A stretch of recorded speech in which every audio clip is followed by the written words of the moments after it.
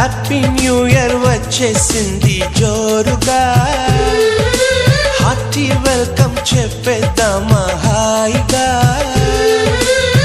కొత్త కొత్త ఊహల్లో తెలిపోటియా, మనసులోని ఆశల్ని పంచుకో బ్రదర్.